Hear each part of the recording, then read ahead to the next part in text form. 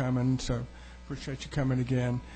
We've got, this is not directly related to the budget, but it's all about the budget, and that's science, innovation, technology, and entrepreneurship. And our good friend from the mountains is here with us and may give you a chance to speak there. We're going to try to hold this meeting to an hour. And I've got one gentleman that came in yesterday with an idea. I'm going to let him 2 or 3 minutes. Is that enough, Chris? 2, 3, 4, 5 minutes. That's it. Chris Allen has an idea that I wanted some of you to hear, and we'll, if you have an interest in it, you go to him. It's a nonprofit that he has, and I'll let you to come forward. Chris Allen. Let's try to hold it to 2 or 3 minutes, maybe some questions, okay? Best you can. And by the way, Mr. Allen, this is yes, up to Mike. This is the subcommittee on higher education appropriations. So what he's talking about is somewhat related to K-12 and some higher ed. So we'll give you 2 or 3 minutes, and it may be that you go talk to K-12 as well. For the rest of you in here, this meeting was really should be in Bill Hembry, Representative Hembry's committee, but we're charging ahead on this, and Miss Charlie Bird, Representative Bird, she has some interest in this, and she's here relating to science and technology and biotech and the like. But this is a fascinating thing we're going to see today, talking about the people that will take the scientists, the innovators to the market. That's entrepreneurs. But first, this is Mr. Allen is unrelated to what the subject is today, but I'm going to give him 3 or 4 minutes. Chris Allen. And Chris is education innovation. Thank you, Bob. The number one issue that, as I see it in higher ed, is we're not graduating enough scientists, engineers, technologists, mathematicians. These degrees and upper level degrees are not attracting the talent that the country needs for its basic infrastructure. And to address that, we formed a nonprofit organization called the Westminster Institute for Science Education. High school graduates from private schools and public schools are taught a test, and yet they don't really understand and they're not really excited about science. Science fairs across the country are not getting the matriculation that they should be getting. Lots and lots of big corporations are putting up money to stimulate this area, but it's not happening. So we need some help addressing it from a collaboration of the higher educational institutions as well as the K through 12 community.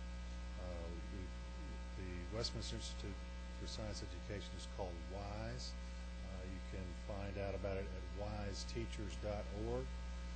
We have a sister affiliate called WizKids. WizKids Foundation is based in Massachusetts. It relies entirely on government funding, and they have a very low cost of operation, but they essentially take college kids and put them in high schools to tutor students in science and mathematics. We need innovation in our education process if we're going to expect to have innovative graduates. And it's given the situation that Georgia has had for so many years of being at sort of the bottom rung of the educational pool in the high schools and elementary schools. We're soliciting support for both WISE and WizKids to expand in Georgia. Any questions? Mr. Allen, didn't you have a handout that you gave me? If you could pass some of those out, and maybe give some to the members. If you don't, we'll duplicate them and hand them out. All right. Well, I've got a few, but not for everybody. This Mr. Allen and I have been working, trying to find a solution to the funding problem in higher education and otherwise. He's also a venture capitalist and amongst other things, and we've got to really think outside the box to help the scientists and innovators in Georgia. So this is something that I thought would be, for a very short presentation, something that we could chew on, and once you pass it out to the members, if you would maybe leave some out to Sorry about that. For discussion later. Any questions, Mr. Allen? Thank you, Mr. Allen, for that short presentation. Appreciate your friendship. The gist of this was to bring in some of the talent that we have in Georgia that's creating an environment for entrepreneurs. I've got a goal of, I hope that we as a state would take that goal, is to create the #1 destination in America right here in Georgia. And oh, by the way, we've got 2 or 3 very, very talented people, and Mr. Dean Sheehan at Georgia Tech and I were talking. He was real excited about it, as was the University of Georgia, and Emory's involved in this, as well as Georgia State and others. I think Georgia Southern has do y'all have something down there, Mr. Chairman, at Georgia Southern relating to entrepreneurship disciplines? Can't say. But first up, I'd like to try to hold this whole thing to maybe 45 minutes, an hour. And I appreciate you being here, because this is truly some cutting edge that we're going to see today. And the first one up is Georgia Tech has what's known as a TIGER, T-I-G-E-R program, and the executive director is Marie Thursby. And TIGER in action, I assume this is all going to be one and the same. Is that right, Mr. Sheehan? TIGER, T-I-G-E-R, all caps, in action. The PhD candidate Walter Voigt is from Georgia Tech, will also be here. And I've got to tell you, Mike Cassidy, who heads up the Georgia Research Alliance, he'll be proud to tell you that Walter Voigt here, his father, was an eminent scholar. Did you know that, Mike? And this is now we're looking at a second generation in this arena. So thought I'd mention that to you. I got word of that just then. We look forward to your presentation, and maybe some good will come of this. And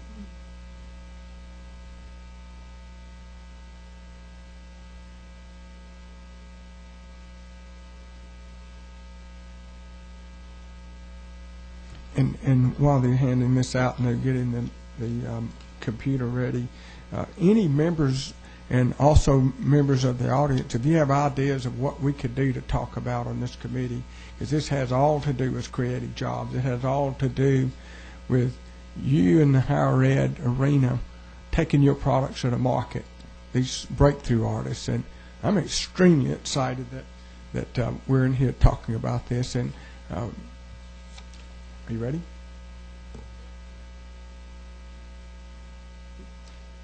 For context for the TIGER program, which stands for Technological Innovation, Generating Economic Results.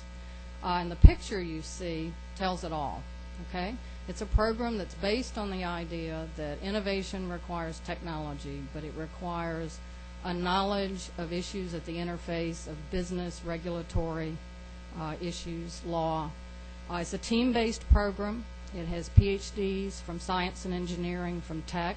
Some of these are in the joint Emory Tech biomedical engineering program. It has JD students from Emory. The young lady and the guy diagonally in back are from Emory, and MBAs from Georgia Tech.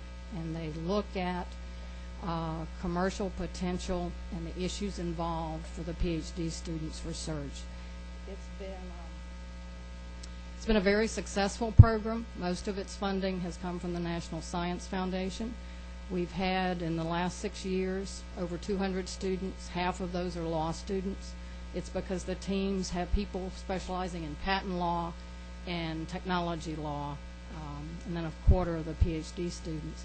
Many disciplines: computer science, a lot of biological sciences, chemistry. Well, we now had 2 physicists in the program. And the best way to describe it is to give you one of our products. So I'll introduce Walter. Thanks, Marie. Let me get my thing set up here real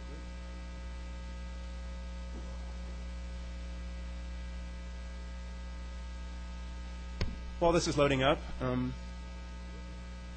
my name is Walter Voigt. I am a graduate student at Georgia Tech working on a PhD in materials science and engineering. And I'm the Chief Technology Officer of a company that we started up last December based off of this TIGER program. So, Mr. Chairman and members of the committee, I'm really privileged, I guess, to be here speaking to you guys and appreciate the opportunity to really help show off some of the exciting things that Georgia Tech is doing in the areas of innovation, technology, and entrepreneurship. So, I think that's what the focus of this presentation is about. So, without further ado, I'd like to get going. As you can see there, I don't know if you guys can all see the screen there, but we started a company last December called Syzygy Memory Plastics. Syzygy is an astronomical term when all the planets are in line with the sun, and it means a unity or a coming together. And we work with a class of materials at Georgia Tech called shape memory polymers, which are plastics that can change shape.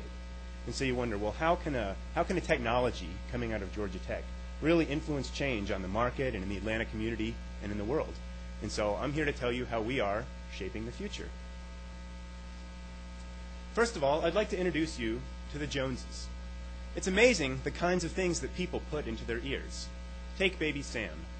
He's a kid with autism. He has to be able to block out ambient sounds from the environment to focus on everyday tasks. Or Luke. He's your typical disgruntled teenager.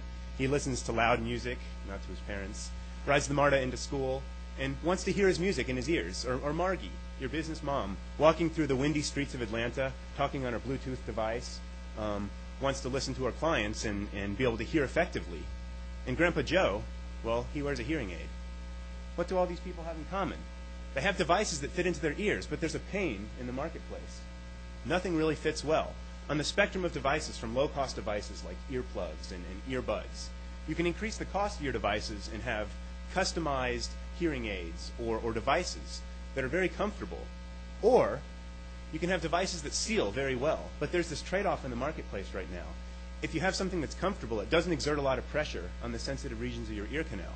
So it doesn't seal well and block out ambient sound. If something seals well, it puts a lot of pressure on and it's not comfortable over long periods of time. So there's this window of opportunity in the middle for a device that both seals well and is comfortable to improve the hearing of Sam and of Luke and of Margie and of Grandpa Joe. So that's where our technology comes in. Unlike Sam's G.I. Joe, which is a traditional plastic which melts if you heat it up, we work with a class of plastics at Georgia Tech in my lab called shape memory polymers. And I have a little sample here with me. It's a lot easier sometimes to show off these shape memory polymers with a sample. So I'm going to step up front here.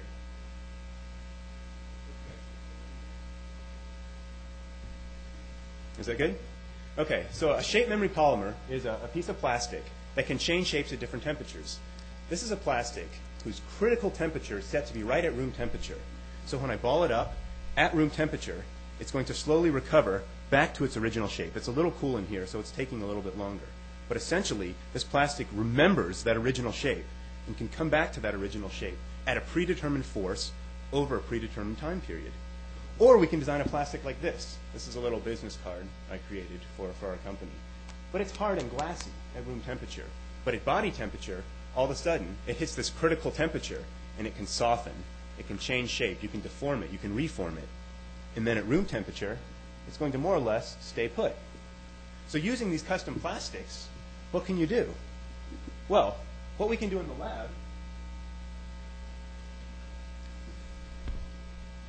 lab, we can optimize the parameters of these plastics. We can set this critical temperature. So in the ear canal, when a device in your ear canal is going to seal. So if you put this in an ear canal, at what temperature is this going to expand and fill any size ear canal and seal well?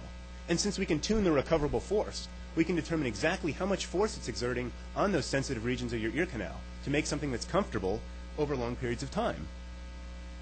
So, putting all that together, this syzygy of ideas, I present to you irresistibles. We have irresistible earbuds for baby Sam, and for hunters, and for heavy industries, and musicians, and race car drivers. And we have irresistible earplugs for Luke, or earbuds, for Luke, for MP3 players and modern electronics, and irresistible Bluetooth and hands-free devices for Margie, and irresistible hearing aids for Grandpa Joe. So these are one-size-fits-all, heat-activated shape memory polymers that can seal the ear canal, exert optimal pressure, and block out unwanted noise. But there's a bit of a chasm here.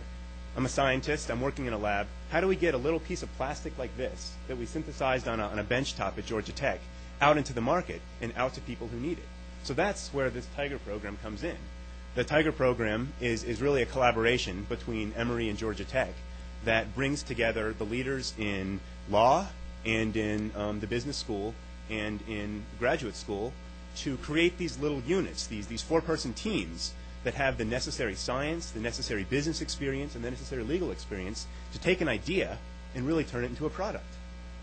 So with that, we had this window of opportunity that I talked to you about in this marketplace.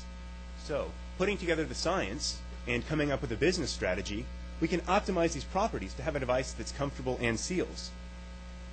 And a second innovation that we've come up with in the lab is a low-cost manufacturing process that allows us to mass produce these devices. So not only now do they meet both of these criteria, but they can be made at the cost point of traditional plastics. So you wonder what the markets are. Well, let's look at the earplug market. It's $1 billion market a year for these earplugs. But it's characterized by low margins. There are 5 major players, and the price per unit is pretty low. So it's not a great entry market, but it can certainly provide great benefit down the road. Or look at the hearing aid market. To start off as a launch market, there are about 4 million hearing aids sold per year in the United States.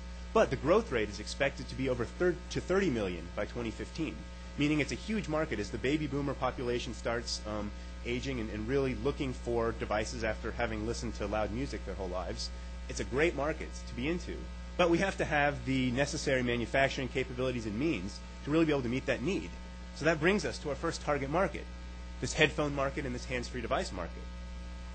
It's characterized by tech-savvy individuals who want comfort, who are price-aware, and it presents a huge market, over 150 million units a year, to really make an entry excuse me, for these plastics. So, out of this huge 150, 160 million user market, based on some of the work that our business student did, we segmented this market to about 40 million people, looking at people over the age of 18 who have disposable income, who have access to audio-video devices with streaming capabilities, which represents your tech-savvy first movers.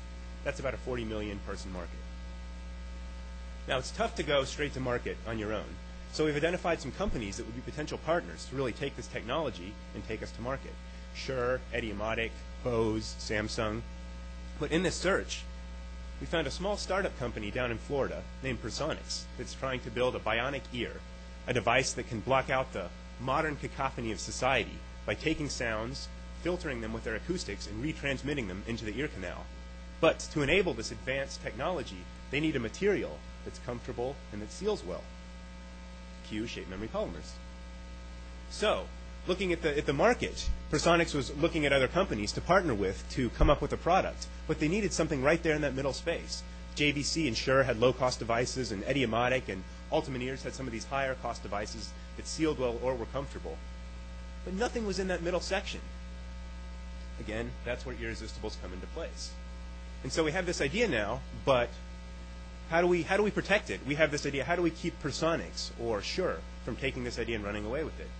That's where the law component of the Tiger program comes in. We get great legal advice, well, maybe not so great because I haven't quite graduated yet, but getting there great legal advice on how to protect our secrets. And so what we've done is we built a trade secret fence around this device by keeping our polymer compositions and some of the manufacturing techniques trade secret. And then around that, we're constructing a patent fence that is this novel manufacturing process that we've come up with and some of the design and utility patents around this earpiece to really protect our intellectual property. Georgia Tech is a stakeholder in our company. So, on a development timeline, we've come up with a series of 3 prototypes already. We're working on our 4th that have been increasingly more comfortable and sealing better. And we really hope that our 4th prototype, here's a mock-up of our 3rd prototype. It's not much eye candy right now, but actually it works very, very well. Unlike traditional plastic earpieces, if you deform this a little bit, traditional things like a rubber band are going to expand immediately and put a lot of force back on the ear canal. But you can see how this is expanding really slowly at room temperature. In the temperature of the ear, these materials are very temperature sensitive. This will expand at just the right speed to exert that low pressure, yet still seal the ear canal. So our next steps are on the aesthetic side to make this thing look pleasing and interface with modern electronics. So if you look at where we stand as a company, our assets are our great partnership with Emory and obviously the wonderful facilities that Georgia Tech has in my lab. It's these markets that we're approaching, that we're looking at, the earbud market and the hands-free device and the Bluetooth market. And then a collaboration we have set up with the University of Texas at Dallas at the Collier Center, who's one of the world's leading experts in childhood autism and audiology research. And we're working with them to determine the acoustic properties of these shape memory polymers. Some of the liabilities are the hearing aid market and the ear plug market. But we'll keep a finger on a pulse of these markets, and as they grow, we can transition into them. And finally, as equity, what we have right now as a company, we've raised $50,000 thanks to a generous grant from the Venture Lab, which is an incubator set up at Georgia Tech that really helps businesses like ours translate technology into ideas and into products. And there's a phase 2 grant of $100,000 if we can raise matching funds that we'll hopefully apply for this summer. We've submitted 2 government grants, NSF grants, called SBIRs, Small Business Innovative Research Grants, to the national government. And then we have some private equity from angel investors lined up and have spoken with several venture capitalists around the Atlanta area. So, all that being said, from an idea, ultimately to a product, irresistibles help you keep up with the Joneses. So, with that, I'd be glad to take any questions about the Tiger program, about our company, and about really the opportunity Atlanta's given me as a community to really take what I love to do, working in the lab and designing new products, and making something happen of it that can ultimately help human lives. Thank you. Fascinating. And maybe some of the members are saying what it has to do with higher ed appropriation. I think it has all to do with it. That if we can't take the products that are created in the higher ed market to the market, right, then we're missing out on dollars that they could expand their higher ed budget. Absolutely. And I mean, with the $50,000 we got, we've already employed 2 undergraduates at Georgia Tech and have helped them really pay for some of their college, given them a great research experience, and already started giving back in that way. So this money that's being spent isn't just going into our coffers, but we're giving back to the community as we grow as a company. So, I mean, it's a win-win situation for everyone. I'm going to joke with you. You're picking on me, too. But I appreciate it because I found a fascinating advertisement in the Athens paper this weekend. It's a breakthrough on hearing aids, and they're using that technology. Excellent. Because somebody is able to put it in the ear, and it forms in the ear, and they leave it in for 3 months at a time. They can take a shower. This is the same product. Mm-hmm. So, let me tell y'all. Secretary Chokas. Thank you, Mr. Chairman. Congratulations. Thank you. I think it's wonderful. I see this as what the second phase of the Hope Scholarship Program. I mean, that was the whole idea of the Hope Scholarship, to get the best and the brightest to remain in the state, and you're doing that, and now we're going to be able to improve our state, provide better jobs, a better education, and I think it's wonderful. I've got a couple of questions, and the first of which is, how did you come up with the idea? Well, I mean, when you're thinking about this for 90 hours a week in the lab, you got a lot of idle time while you're waiting for plastics to polymerize or running mechanical tests to sit around and think, how can what I'm doing really affect people's lives? And my advisor, he actually has a startup company as well called MedShape Solutions, and they build biomedical devices based on these shape memory polymers and shape memory alloys, which are a metal that have similar properties. And so they've covered a lot of the biomedical device space, making ACL interference screws that help with recovery surgeries for athletes, or ankle fusion nails or suture anchors. So that space was pretty well taken care of by his company. But this manufacturing process that my research has developed in the lab allows us for the first time to be able to mass produce these shape memory polymers. In the past, to make a polymer that has these properties, sort of like a sculptor, you make a big block of polymer and shave off all the parts you don't want. So for hearing aids, like the chairman mentioned, if the product's expensive, you can do that. You can make a big block of plastic, you can cut off the parts you don't want and have a very nice shaped fitting piece. But my research enables injection molding, which is a traditional plastics processing method, so we can mass produce these and all of a sudden hit commodity markets now with the properties of these shape memory polymers. And so this process allows us now to look at applications like maybe lower cost hearing aids, or a lot of ergonomic type things, sports grips and handles, comfortable furniture, a variety of other things. So we came up with a laundry list of ideas of, hey, based on this technology, what can be affected? And thanks in part a lot to the business student and the law students, we analyzed these different markets and really saw this earpiece market as the home run application that had great user need, that our product fit well to, And it was a really good synergy between what I do in the lab and the need in the market. Super. My next question is, now what? Is this you going to be able to continue your research, or have you got another career already mapped out for you with this product? What's the next step? Yes to everything. I have trouble saying no to things. But yes, the great part about the Tiger program as a PhD student is this NSF grant has funded my research. So instead of being sort of pinned in on one of my advisor's grants and really sort of having to do work toward one of his projects, I get to pave my own way, chart my own way, and if there's an exciting opportunity like this one, I can really tailor my research toward these applications. There's a lot of fundamental science that goes into making these, and there's a lot of market potential. So the Tiger program's really allowed me to focus my research toward this application. And I hope to graduate either at the end of this summer or next December, and plan to stick around doing a postdoc that I'll essentially fund myself through our company. Continue working on these products, continue as the chief technological officer of our company, and really try to build an enduring company here in Atlanta. All right. Thank you, Mr. May I have one more question? Sure.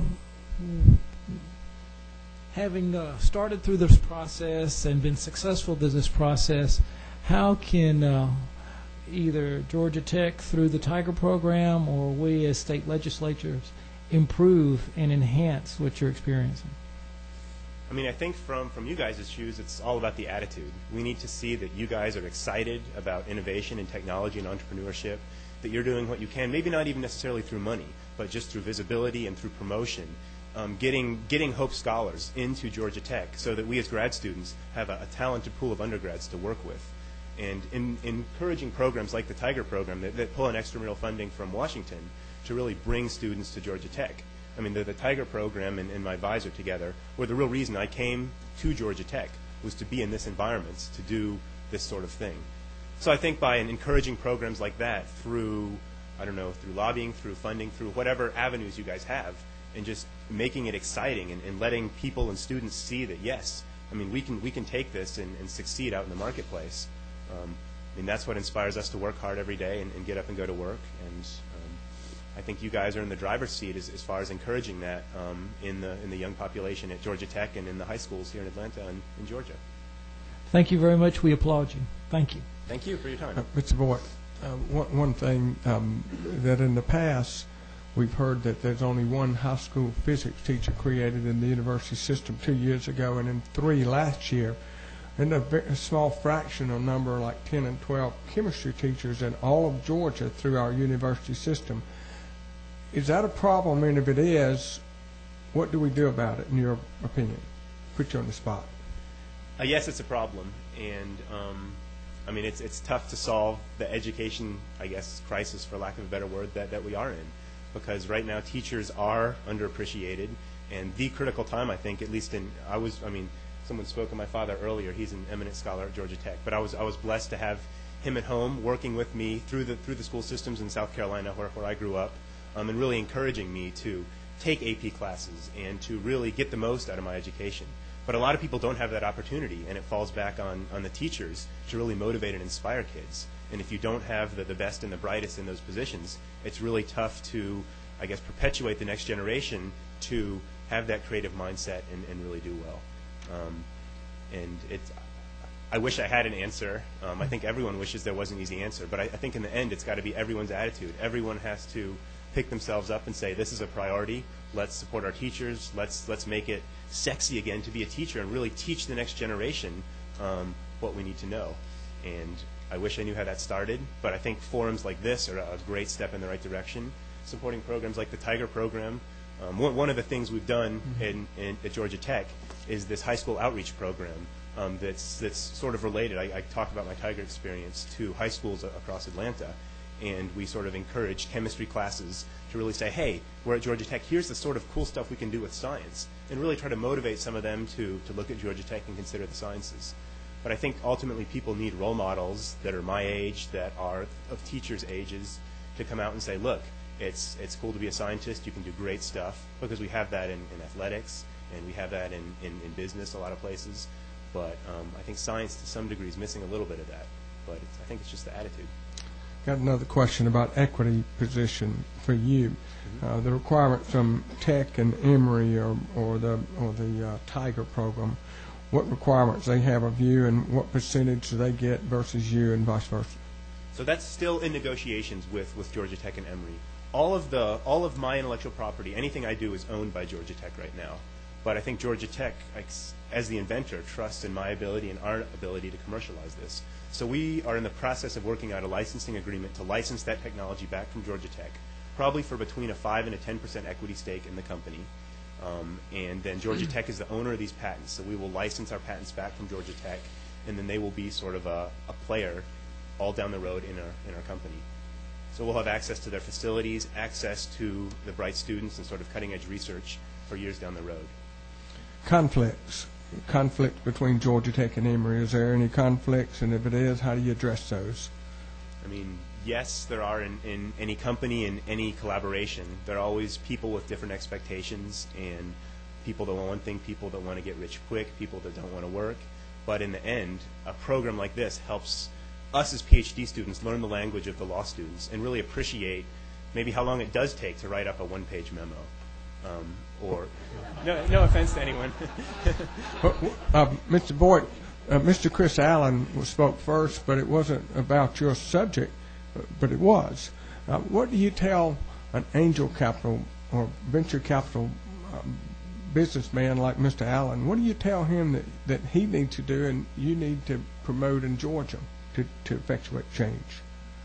I mean, I think in the end, yeah, venture capitalists are great because they can really look among technologies and pick the best ones and really put their money where their ambitions and their passions are. And so what I would tell him is, as a potential investor, is that I think we have a great idea, that there's a potential to do a lot of good, and I would love to speak further with you. Secretary Choker's had one last question. Yes, sir. This is exciting stuff. I agree. Thank you again. Thank you, Mr. Chairman. Are you familiar with any programs that other states may offer that are similar to the Tiger program? I don't know, Marie might be better to answer that because she's the one that really set up a lot of this. Let her take a shot at that. There's no other program this comprehensive.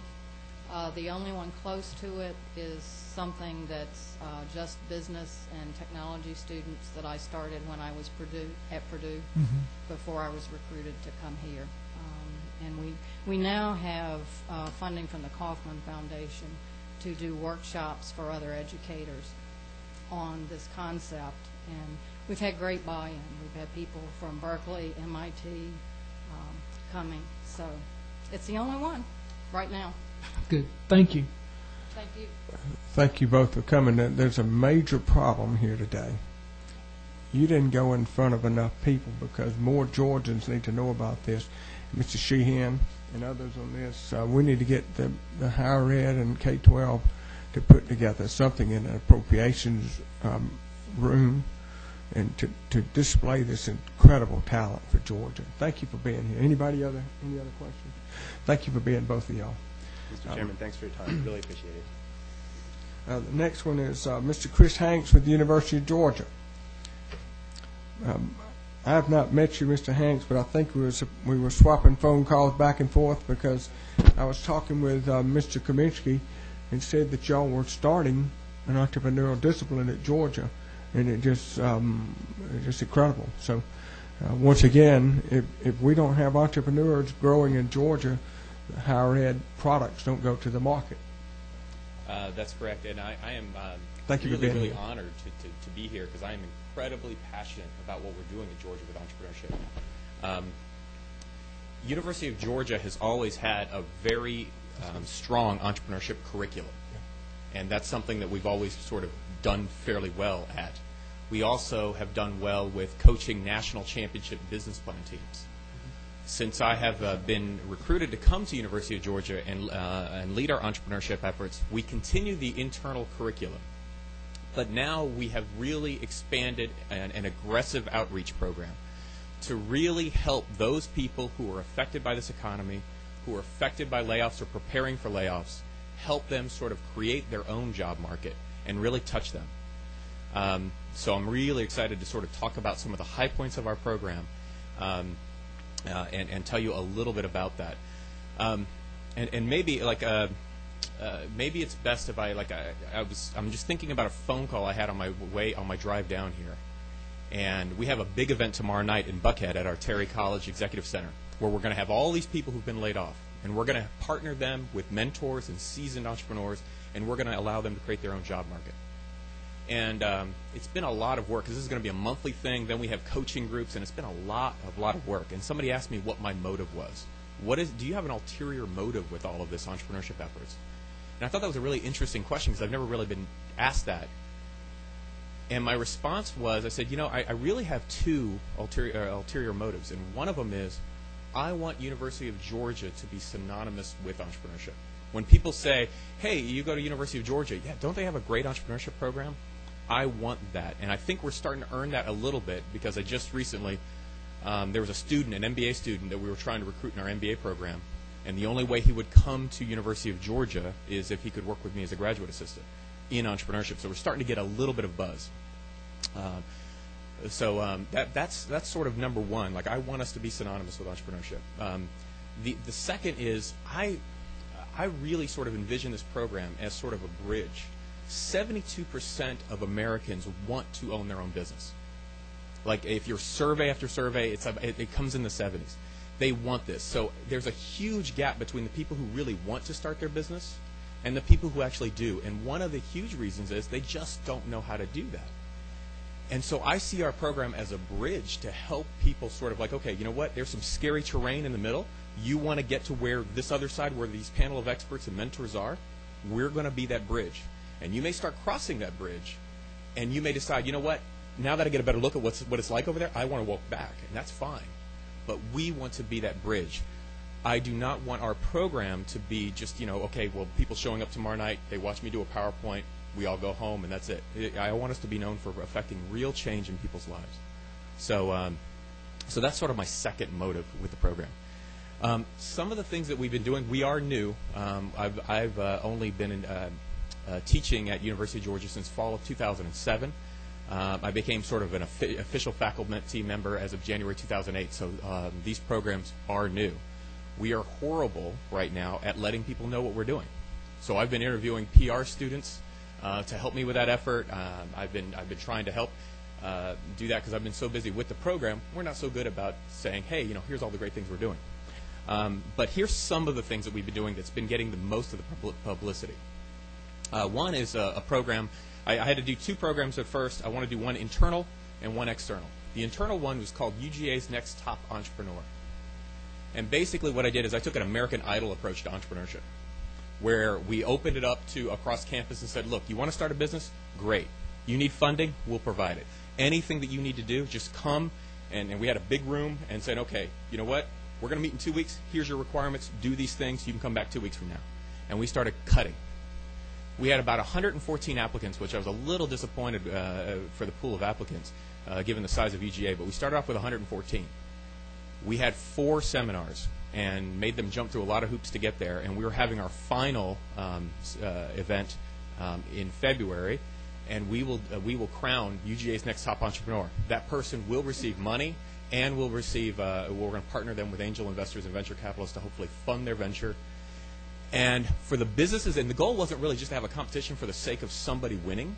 The goal was, you know what, let's find real businesses, and we can have a legacy as an entrepreneurship program of businesses that were launched as a result of our efforts. So we have about 12 right now that are really good businesses, and so that's hopefully from our efforts, 12 businesses will launch as a result of it. So that was really geared around students. The one that was geared around the people who are affected by job loss is called UGA Startups, and that's the event we're having tomorrow night. And this is a monthly seminar series and that offers mentorship by seasoned, been there, done that entrepreneurs. And we're going to partner people with who are concerned. And so one of our taglines is sort of create your own job market. If you've lost your job and you're concerned, you know what, you can start your own job, create your own job market. Come, and we're going to help you do just that. So every single month we are having an event geared towards either franchising, starting an existing business, purchasing a business, raising capital, whatever it is, we have one every single month. So hopefully you'll start seeing more and more of that publicity on that particular program. Some of the others, and I'll just run through and just give you the high points of some of the things that we're doing. We have a program. There's a venture capital blog called Venture Beat, and we took a sort of a little turn on that, and we call it Venture Eat. And it allows students around campus or other aspiring entrepreneurs just to come. It's very informal, brown bag, have your questions, or you want to meet and just talk about starting a business. And we do that every 2 weeks at University of Georgia. We are also having UGA's Entrepreneur and Innovation Summit, and that will be in February 12th here in Atlanta. It's a half-day event with an all-star panel of experts. And admittedly, most of them are UGA affiliated somehow or alumni.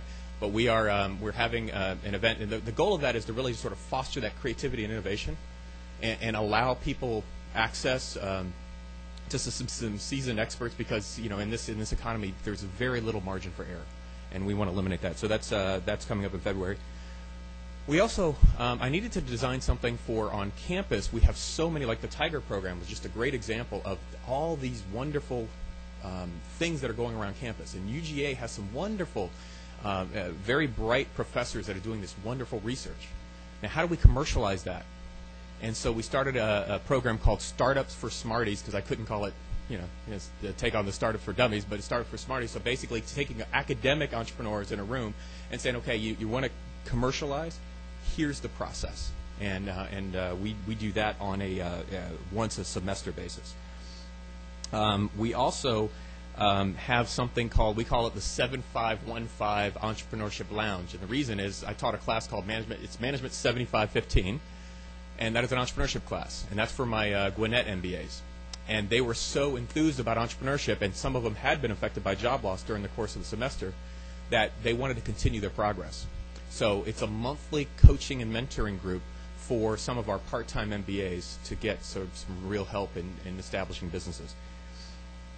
We also do a lot with entrepreneurship in the music business, because Athens has a strong music culture. Also, we have a wonderful music business program run by a person named Bruce Birch, who does a phenomenal job. And him and I have teamed up to do specific entrepreneurship events for the music business, and we usually do one thing together. Our plan is at least once a semester we're doing a big event for aspiring entrepreneurs in the music business. We have also been I've been working very hard to create our own angel investment fund, and partnering with some folks to do that, so that we can have a fund that, number one, it allows the MBAs an opportunity to learn how angel investing really works, and it allows them the opportunity to screen some potential ideas, and it also hopefully will have a place where Terry College of Business students or other UGA students can possibly get their ideas funded through this fund. So we are working to, and that should be finalized hopefully by February. We also maintain a database. We have the largest database that exists of emerging ventures in the Southeast, and we keep that data.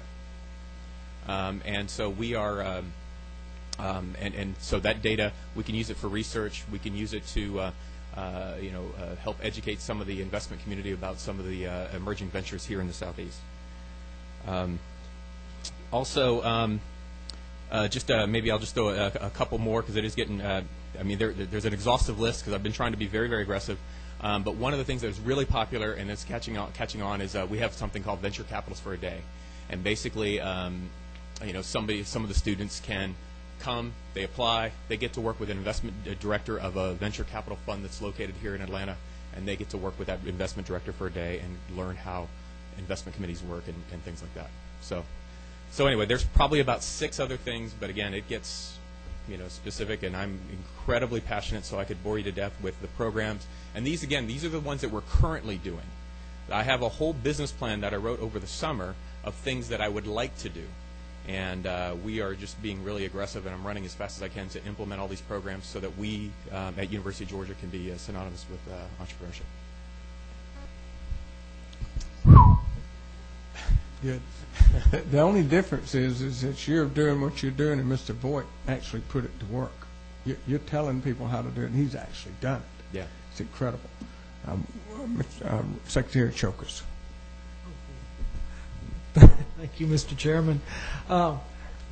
Could you do me a favor and elaborate a little bit on y'all's incubator program and tell me what all y'all provide? Yeah, which I didn't even mention our incubator program, which I should have. We have, it's called the Georgia Bio Business Center. And much like the Atlanta Technology Development Center here, it's a business incubator that's at University of Georgia, but it mainly focuses on life sciences. So, the Atlanta Technology Development Center being focused on high tech, and they'll turn those businesses more in that incubator. And Georgia Bio Business Centers, we've had some of the same businesses there for quite a long time because of the FDA approval process and things like that. And that's run by a person named Margaret Wagner-Dahl, she does a phenomenal job, and I partner with her on those Startup for Smarties events that we do, and we tend to host them at the Georgia Bio Business Center at our incubator. You said something else that, if you may indulge me, Mr. Chairman, about the database for Yes. Could you go ahead and tell me how y'all are mining that database and using that? That's a great idea. We are using graduate assistant help on mining that database. What I did was I own a publishing venture that publishes information for the venture and angel investment community in the Southeast. So we already had some database. So when I took over at UGA, I said, well, gosh, this would be a great catalyst. An entrepreneurship program, we need some kind of catalyst. And I wasn't going to wait until somebody donated a whole bunch of money to us. I said, we need something. That could be our catalyst. And so I sent in the proposal, said if we get that database, that we could create some revenue streams around that, and it's a good PR thing, so let's do that. So that's essentially, so it was already somewhat created. There was about 700 businesses in that database, and since it's been brought over to University of Georgia, I have a graduate student working on profiling maybe 2 or 3 businesses a week and writing it up and adding it to our database. Thank you. Is it Dr. Hanks or Mr. Hanks? No, I don't have a PhD. Just call you Mr. Hanks. I am one of the only people in the Terry College of Business without the but I went to school, and I had the privilege yesterday of teaching in a classroom that I sat in as a student.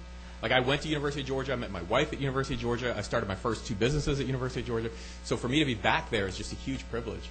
But I am not a PhD, and I was kind of concerned when they called me to lead the program. I was like, did you guys check my transcripts when I was there? But yeah, I'm not a PhD. These fascinating stories here, and I hope that, once again, we will make this arena bigger for you and Mr. Boyd and others. We're going to make that. We're going to have to, because this is truly the future, to dovetail the science and technology and innovators with the market. And most scientists that I talk with, I'll use the term, they have 3 ideas in a drawer. Right. In a drawer. And say, well, I don't know how to get it out there, but we've got to create the young people like Mr. Boyd and others, create the entrepreneurial discipline. And while I'm making a little speech here with you, if you don't mind, I've dropped 2 pieces of legislation, and I've been working very closely with some here and others for the last year, especially with Mr. Tino Montella with TAG, Technology Associates of Georgia. He has 6,000 members in that group. And for the most part, they're nonprofit. They're trying to do the same that you're doing. And so what had bubbled to the surface in that, and dealing with Chris Klosses of the world, Chris. Right. Chris Kloss is one of the true entrepreneurs in Georgia, where he created a software company and sold it for $1.4 billion 8 years after they started. He and some other guy, Tom Noonan and others. I'm proud to call him a friend and a great Georgian, but he's one amongst the others is just sitting around the table, people that have actually done what Mr. Boyd and others have done, put the product to market.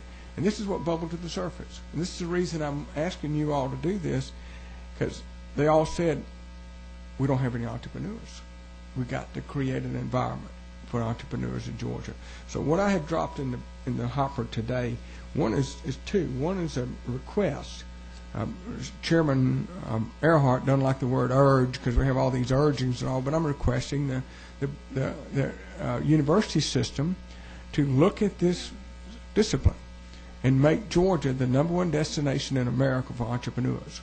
We got incredible infrastructure, the university system, the technical colleges, the public libraries, and the Georgia public broadcasting. We have all this, and we need to dovetail and work together with what you're alluding to and others. and we've got the ability there. We don't have to build the bricks and mortars for the most part. We can just share and using technology.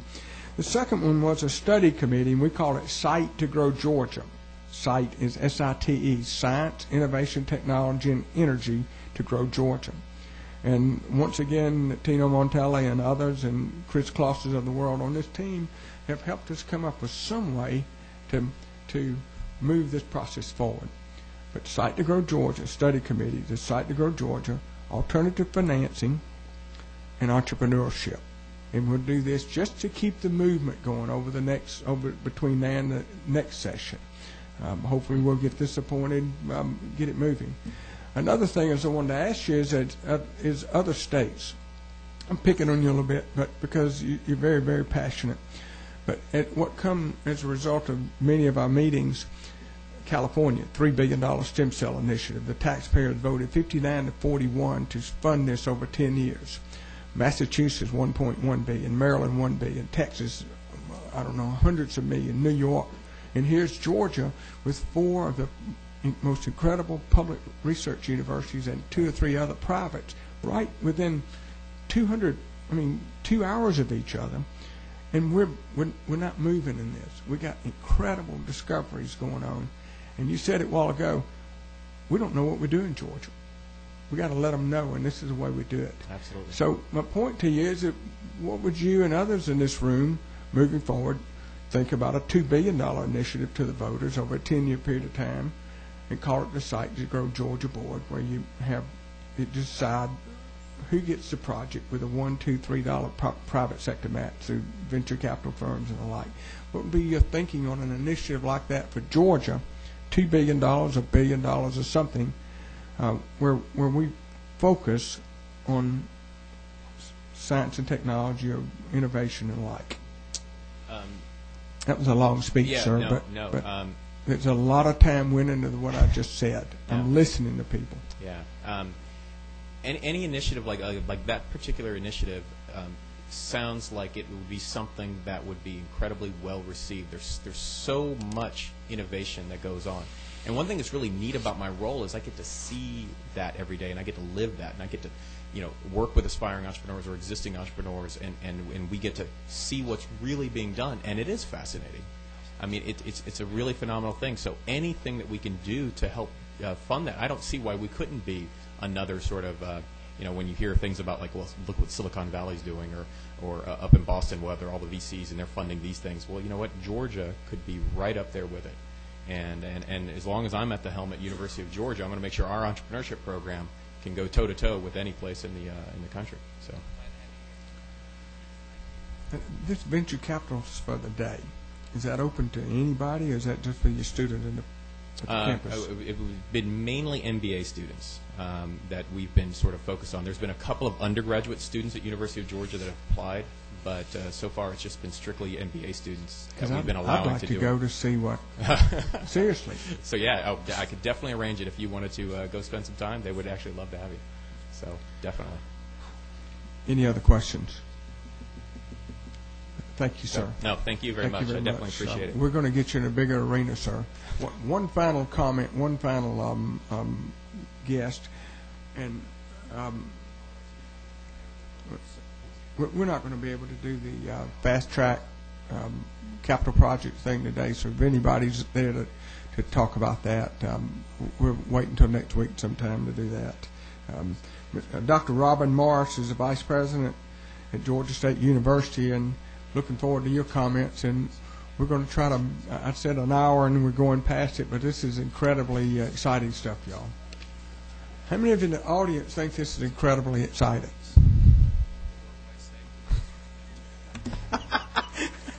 Tommy's raising his hand twice. But isn't this fascinating? Thank you. Dr. Morris. How long is your presentation, sir? I want to make sure I don't lose as members. long as you need it to be. Sir? What's that? How fast do you need it? Okay, if you could speed it up with like questions and all. I will. I appreciate it. I promise that we do an hour and no more, and we're running past, but it's very important. I'm not sure what's happening with the computer here, so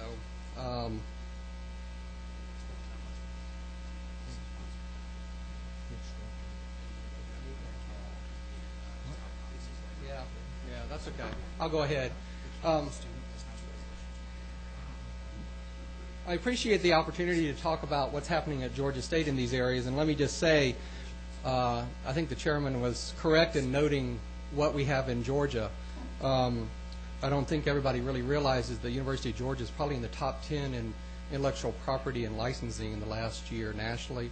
And I think, you know, ATDC and some of the stuff that they do at Tech is nationally recognized as the best around. So it's good for those of us in the expansion team to basically learn from them, but also do our own thing. And that's what I want to really let you know a little about. At Georgia State, I wanted to give you an idea of oh, I have to, excuse me, let me type my password. We got all your trade secrets showing up. Yeah, I know. But while we're waiting, Mr. Sheehan and Mr. Kaminsky and others, we need to talk with Representative Hembry and Senator Hart. We need to have a little meeting in the appropriations room or something on this. This is incredible stuff. We're talking about jobs.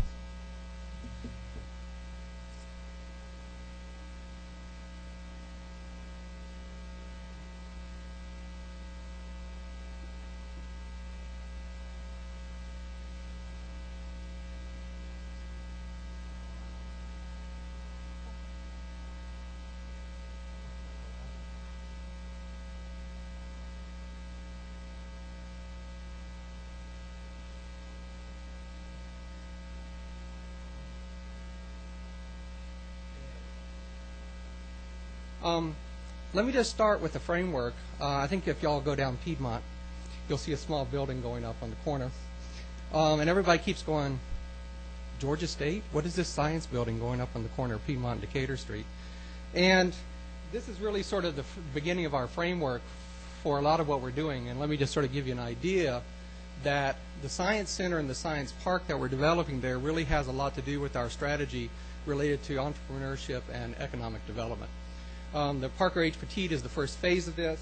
And in your packet, the question was, does Georgia State need a building like this and what's going on? And let me just say, if you come to our labs these days, over the last 10 years, Georgia State's federal research has increased 200% if you base that in 1983 dollars. So it's real change over time. We have outgrown every facility and every research lab we have to the point where we can't hire new faculty at this point who'd use wet labs in the life sciences. And so this new facility is going to basically provide us with the capability of not having labs like this and actually having labs that are more functional. But secondly,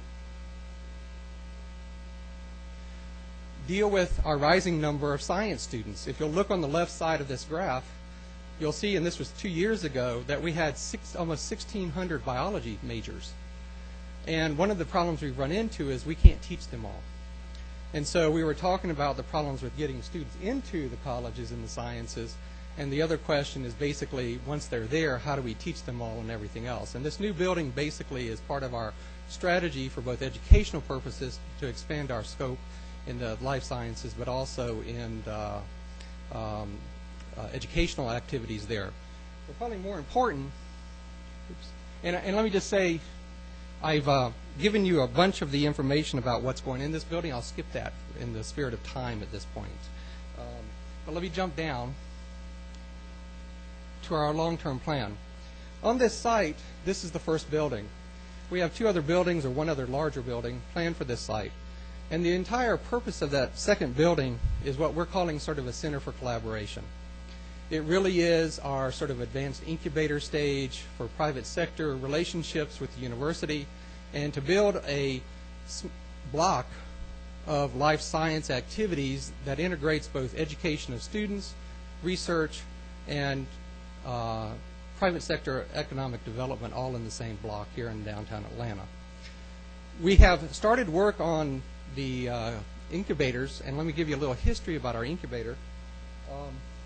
CollabTech was the first biotech incubator basically developed at a university in Georgia in 1996. It was a very small facility, and let me say it was through the help of GRA that this got started way back then. Unfortunately, at Georgia State, we didn't have any way to expand it. We haven't been able to expand it until just recently. And I know you asked questions about the incubators. And we just have now moved it out of the facility it's been in and moved it into a facility that is 4 times as large over on Edgewood Avenue. Our goal is to expand this even further into the second building on our research park site in the near future, as soon as we can figure the ways to basically get the second building on that site. Let me say that it's been amazing. We just opened our new facility, and let me say it's all quality space, offices, labs that are open right now. We've moved our old CollabTech companies into the space, and we've actually added 2 or 3 new companies already in the last 3 months.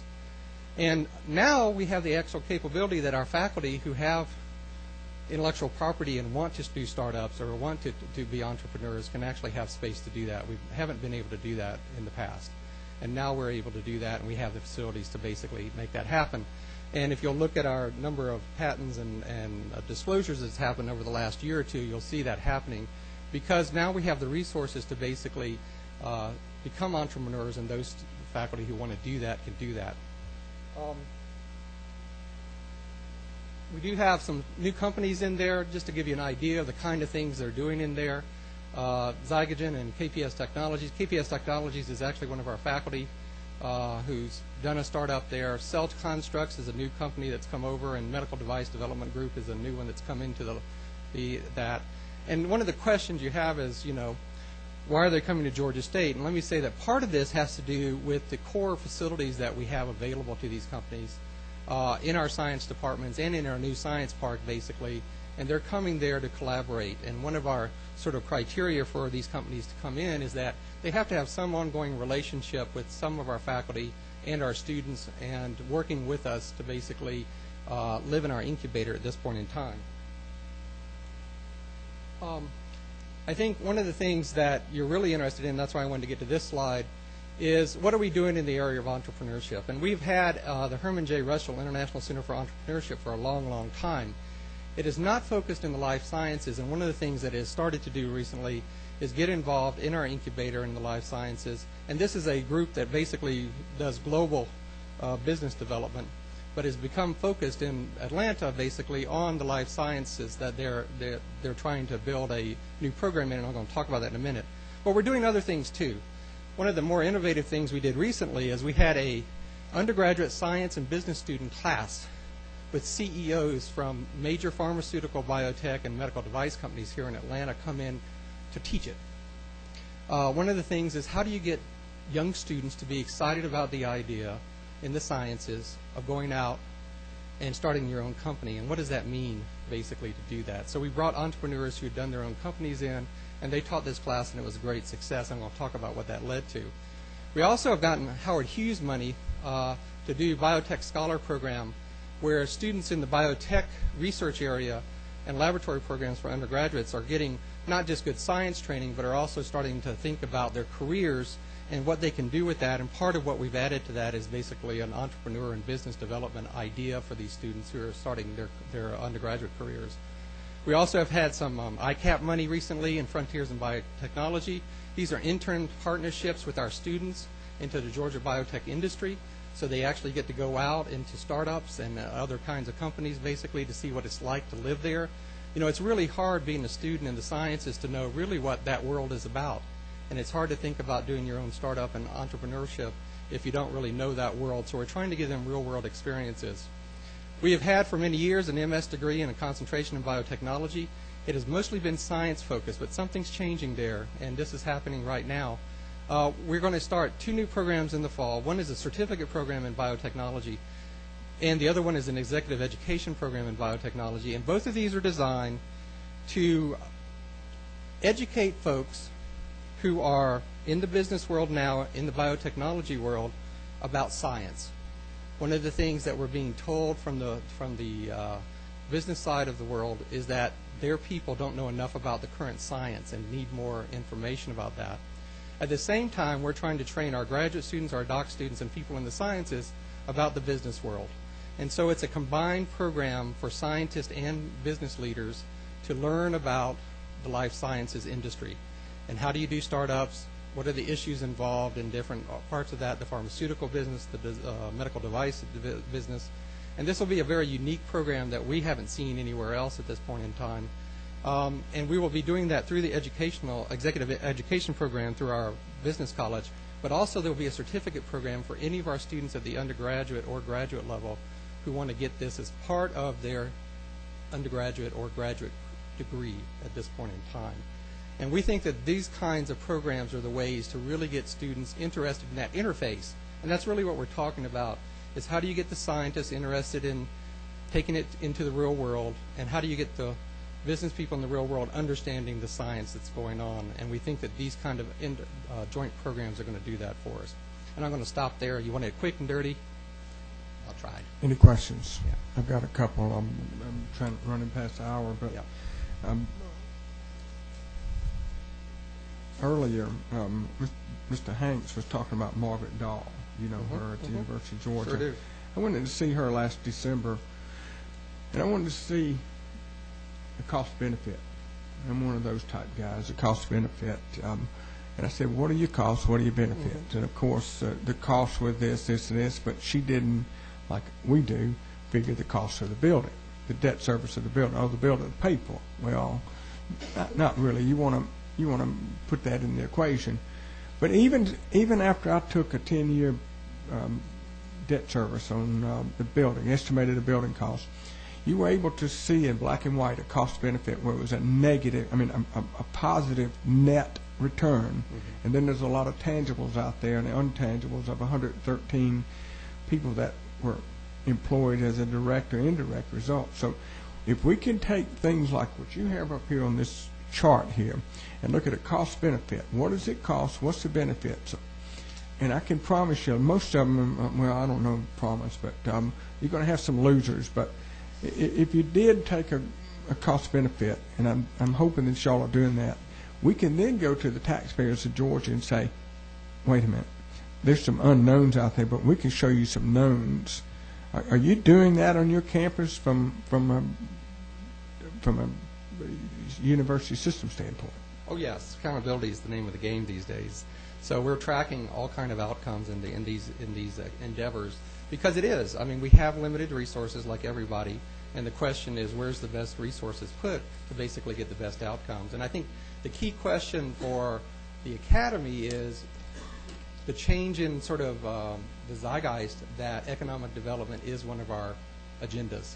Okay. And getting people to understand that that's a legitimate outcome that we should be tracking, and that's something that we need to be doing aggressively. But not coming from the academic world, obviously. Yeah. You hear people that make these comments, well, they just waste money, they're over there just being scientists for the day or whatever, and we don't see what the products are. Right. And you mentioned earlier we don't know what we're doing at Georgia, but because we're not telling the story. Yeah.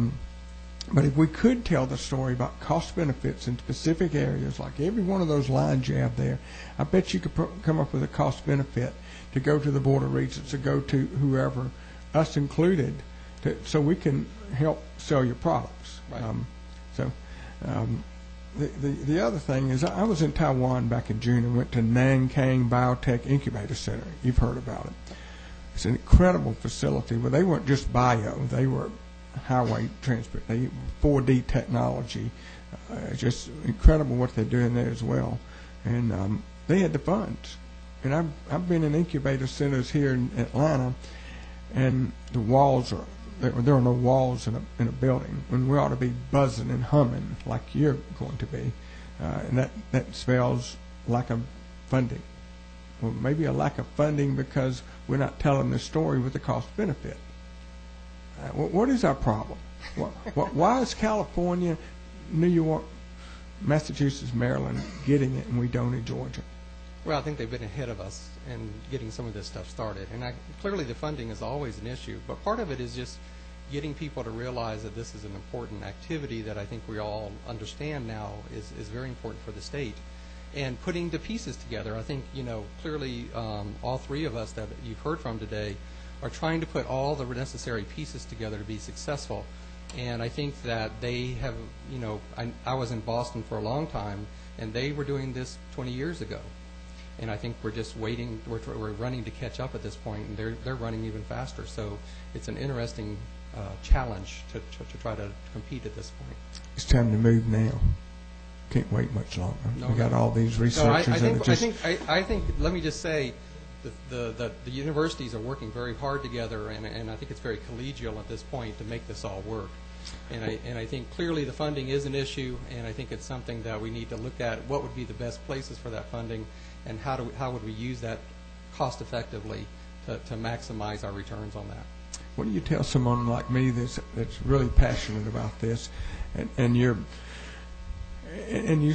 hear the California $3 billion and the Massachusetts, and then you come to Georgia and you say, well, we're doing quite well. We've had a lot of angel capital. We've had a lot of later stage capital to come to Georgia, and we're leading here. We're leading there, but still California, Massachusetts has got billions, and we're talking millions. Could you elaborate and help me and the legislature? I don't know. Maybe one of our angel people could tell us more about the venture capital world. That, to me, I don't understand at this point why Georgia has not garnered the venture capital that people are talked about. Because I know Mike probably can give us more information about why that's the case, but I don't understand why what we're doing here has not garnered more attention from the venture capital world. We have the talent here. It's time to plow it and fertilize it and make it grow. That's right. Yep. Secretary Chokas. Thank you, Mr. Chairman. Thank you for your presentation. I found it very interesting, and I share the passion for the incubator program. I noticed in your handout that Georgia State has had the first biotech incubator program starting in 1996. Mm-hmm. I was wondering if you could share with us some of the successes that y'all have had, and elaborate on. You mentioned earlier that other states have had the program for 20 years. It looks like we've been doing it for about 12. So, could you just kind of share with us some of the successes we've had and failures and challenges? Well, actually, I think the other two universities are actually probably more in a place to do that than we are. We were sort of landlocked. We couldn't grow. And I think that was a real limitation. In fact, one of our first companies, I can't remember the name of it,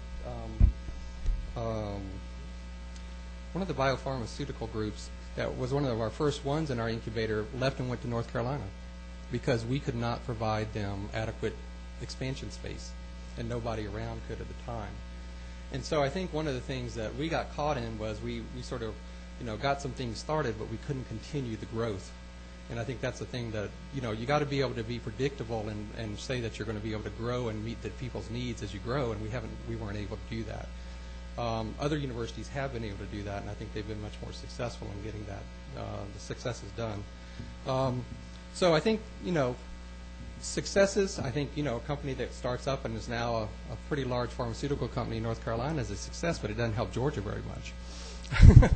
So it depends on your definition of success. Well, I guess to define that, so you'd be, anything that leaves and continues to grow and provide jobs and opportunities for other Georgians is right. The way I would define success. Yeah, and just to let you know, it's interesting. You talk about successes. We've gotten some of our first licensing revenue from a drug that one of our faculty made 10 years ago, just this last month. And we were not able, because we didn't have the infrastructure in Georgia to help develop that, and they did that in North Carolina, and so we're a part of that consortium. But nowadays, that would not be an issue. I think we would do it here in Georgia. So things have changed a lot over the last 10 years. And I think, Georgia State, like I said, is the expansion team in a lot of ways. And so we have been sort of resource restricted in our growth. I think the other universities have done a great job of growing, and we're starting to do that now. What about collaborations with the other universities in the system? All over the place. We share information about what patents we have. I can tell you the scientists work together. We have joint grants all the time. We're developing a joint center right now in the neuroimaging area with Georgia Tech. There's lots and lots of research and entrepreneurial activities going on among the universities at this point. Thank you. Thank you. Another comment that I had, I was talking with Representative Lane over here, and for what it's worth, have him in your prayers. He's lost his mama this past week, so we're glad you're back, Representative Lane. Your mama had a good life, 91 years old, so that's a good life. I forgot what I was going to say. Speaking of Georgia Southern, you talk with many people in Georgia. We have what's known as two Georgians, and many of the jobs that are created are inside the donut or outside the donut slightly, but South Georgia and the North Georgia and the alleged two Georgias. What can we do to I'm putting you on the spot again. We got 35 colleges in Georgia, universities. What can we do to where we can have someone that specializes like you do at Georgia State and Georgia and others at Georgia Southern or Valdosta for that matter, because this is going to create jobs, period. What would you suggest that we do to try to move this, what you're doing, into the South Georgia area, Georgia Southern and Valdosta? I learned a long time ago not to try to go too far outside of my expertise. And I'm not really sure I know the answer to those questions. I know that one of the things that you in this business is about the critical mass of intellectual capital, and you have to have, in this day and age in these businesses, just humongous amounts of expertise that has to be all together on a regular basis. And the question is, how do you build that intellectual mass in these other areas, basically? Now, there are always resource allocations and cost considerations in other areas, but I can tell you that the people I know in my field, and I'm a neuroscientist, they move around to areas where there are other neuroscientists who basically are doing this kind of stuff, because it's the interchange and the day-to-day stimulation that really keeps them going in this area. So I think the question is how to develop intellectual capital in different domains to help support these activities, and I don't know if I have a good answer to that. Thank you. Any other questions? Well, we appreciate you coming, and all of you coming. This is an exciting thing in Georgia. So we'll probably have a meeting next week to talk about the 010 capital, and who else is going to be here? The libraries will come back, and Student Finance Commission. Does anybody have any ideas of who we need to bring in to talk about the 09 budget? It's your call, members. Anybody you'd like to have in? Any president? Okay, so let's talk about that. But thank you very much. It's very exciting propositions today. Thank you all.